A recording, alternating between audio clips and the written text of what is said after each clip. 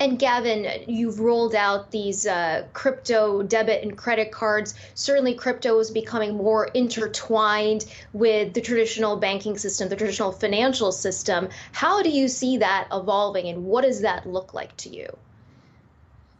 I think one thing we need to step back is work out is where we're complementary to the existing system, where we're replacing potentially assets or methods or approaches that we see as somewhat inefficient, and really start to stay focused on bringing those to light. As I said earlier, I mean, Bitcoin was always envisaged as a form of payment rather than as a store of value.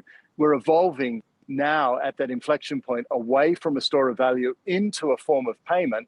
And initiatives like the one that we announced this morning are really helping us bring that into everyday payments. And, we're excited by the opportunity to continue to drive that holistic story around digital assets, to be able to provide the ability for consumers and businesses and institutions to access these new markets at scale. But the other important point of the announcement this morning is we're working with an established financial services player with MasterCard as our partner to be able to offer these to existing issuers on the MasterCard network. And by doing that, we're really marrying together two approaches. And that's where the innovation will occur. That's where we're excited. Looking at traditional rewards propositions for credit cards and evolving those into something that involves crypto is a tremendous amount of innovation that really shows that these two technologies, these two approaches aren't necessarily in competition. They're in cooperation with each other. And the end beneficiary is the consumer.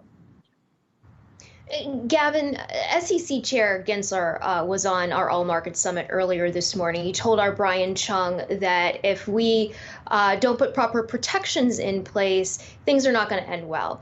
The acting comptroller of the currency has likened crypto to derivatives. In the early 2000s, he told me in an interview last month that if we don't regulate this now, we're headed for a financial crisis. Do you agree with any of that?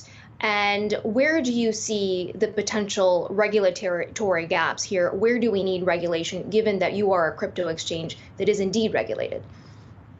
So exactly. I mean, we come out of our heritage is out of ICE, as you spoke about. We take a very, very strong view on regulation and on controls. In fact, our platform is engineered with all of these in its core.